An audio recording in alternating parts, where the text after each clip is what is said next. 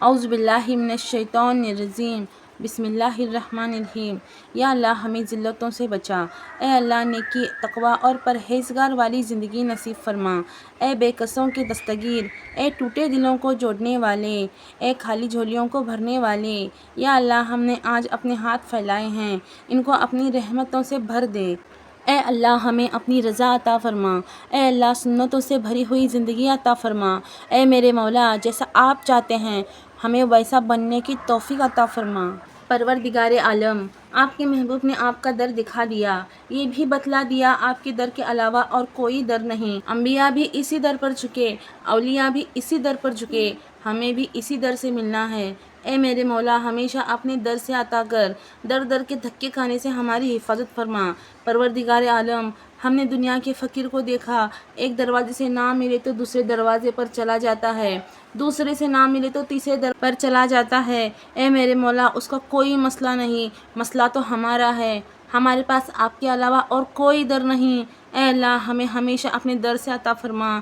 پروردگار ہمارا حال اس چرواہے کے مانند جس نے کہا اللہم مغفر فإن لک تغفر مغفر، اے اللہ ہماری مغفرت کر دیجئے، مغفرت نہیں کرنی پھر بھی مغفرت کر دیجئے، اے اللہ رحمت کی نظر فرما دیجئے، اے اللہ تیری ایک نظر کی بات ہے، ہماری زندگی کا سوال ہے۔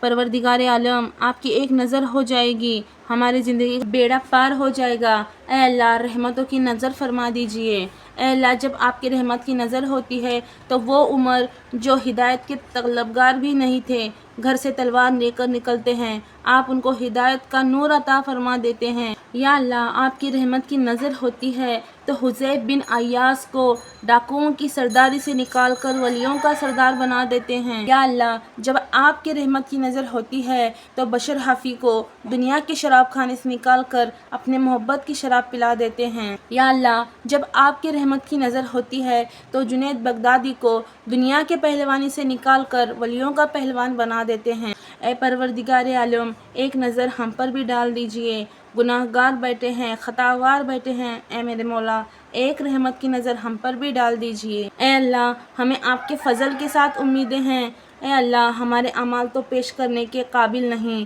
اے میرے مولا عدل کرے تو کم نیجاور اونچی آشانہ والے، فضل کرے تو بخشے جاور نیجے بھی ہو کالے۔